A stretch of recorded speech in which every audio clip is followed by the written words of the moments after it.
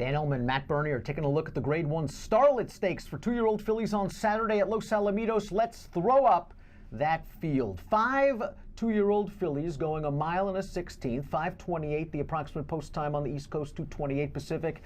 2 horses going to take the lion's share of the money. The 3 Dream Tree, the 4 War Heroine, with the 2 Piedi Bianchi, I guess a close third choice. These are 3 talented horses. The 3 and the 4 show speed and are stretching out. The 2 Piedi Bianchi's got the class lines and has gone long. Do you want the upside potential or the horse that's proven at the distance? This is going to be the kind of race that you're going to look at and say, to me, it's the perfect example of pick or value. Because from a value standpoint, if this is how it plays out, Piedi Bianchi, to me, would be the bet in here because she's proven going 2 turns. She's running against much better horses at this point in her career. And the other 2 horses that are going to take the lion's share of the money, while they may be more talented naturally, they've got to answer a lot of questions here in this spot. Again, selection versus value.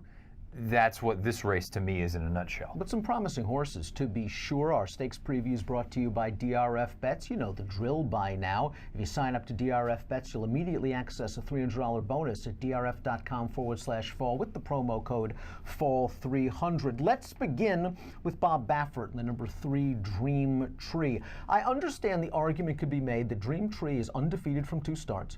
The argument is she was not the best horse either time, that the runner-up, the maiden Midnight Bisou, had crankier trips, I guess you could say, both times, and with one more jump would have gotten her. Dream Tree, though, does seem to have a nice tactical gear, and I think if she lets War Heroine go out to the front, with that extra race under her girth, she has 2, War Heroine has 1, maybe this extra distance won't be as strenuous for her than War Heroine. Yeah, I don't think you want to look at her and say, well, you know, she's only a nose away, 2 noses away from being 0 for 2 rather than 2 and 0. I kind of look at it and say she's done nothing wrong. She shows up, she got that beautiful tactical speed. She's a very likely win candidate in here. I do wonder, is she going to be as effective? The 2 times that she's run, she's sat off of lesser horses. Now she's going to sit off of a horse that looks like there's some legitimate gas in the tank. Is she going to be able to easily sidle up the way that she has in the past and then hold off?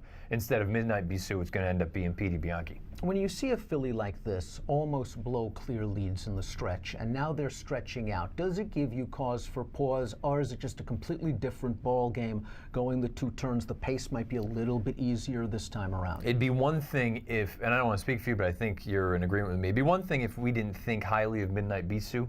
I think she's really good. I agree. It should be a strong contender. You could argue she'd be the second choice in this race.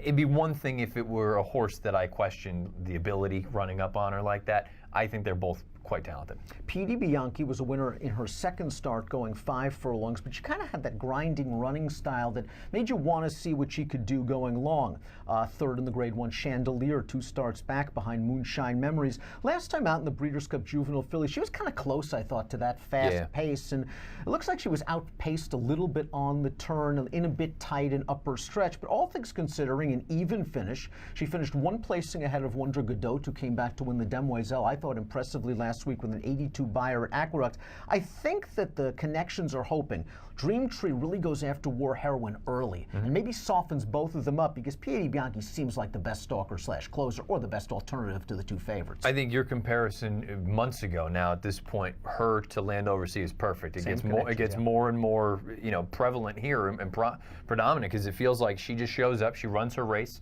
Sometimes good enough, sometimes it's not, but you're very rarely going to get a clunker.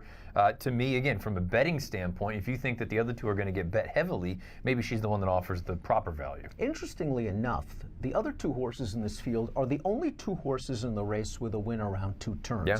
The one is Exuberance, a $100,000 daughter of Arch, who really handled stretching out with no problems last time out. Might have the right running style from this race. Didn't love the field she beat, though, and the buyer came back light. Buyer came back light. She's a full Taves on ice. He did his best running going shorter, so it makes me wonder ultimately, is distance, just because she won, does that really mean that that's what she's going to want to do? Yesterday's news is 1 for 1 around 2 turns on dirt, and she showcased a little bit of tactical speed in that race, but that race only came back with a 53 buyer speed figure. While she didn't win from 2 starts on turf, The buyers really went the right way. Maybe she's a turf horse. Yeah, you know, she's going to be a tough one to make a determination on, and we'll find out Saturday how well she runs, because I think there's something here. I just don't know what's her game. Is it going to be turf? Is it going to be dirt? Is it maybe an elongated sort of 7-furlong race rather than 2 turns? I have no idea. I think she's got a little bit of ability, though. Let's take a look at our top picks for the Grade 1 Starlet Stakes on Saturday.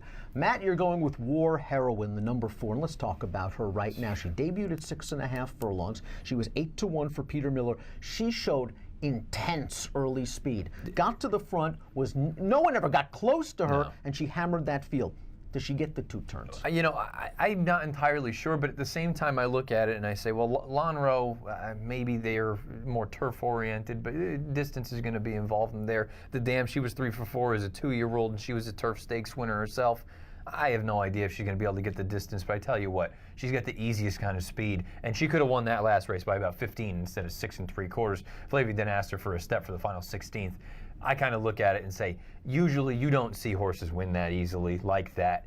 She wasn't bet. It's a little bit of a concern. Mike Watchmaker talked about it in the Weekend Warrior video, but boy, if she gets out there and if Dream Tree gives her too much respect, I think she can make him pay. Timeform US has her on the lead with Dream Tree chasing in second, Piedi Bianchi in third. War Heroine, we'll see if she gets the 2 turns, but very, very fast in her career debut. Matt's going to go 4-2-3. I'm going to go 3-4-2 in the Grade 1 Starlet. And again, if you're playing this Los Alamitos Saturday card from home, a $300 bonus is waiting at drf.com/fall when you sign up to DRF Bets. The promo code is fall300, and approximate post time is 2:28 Pacific. Best of luck.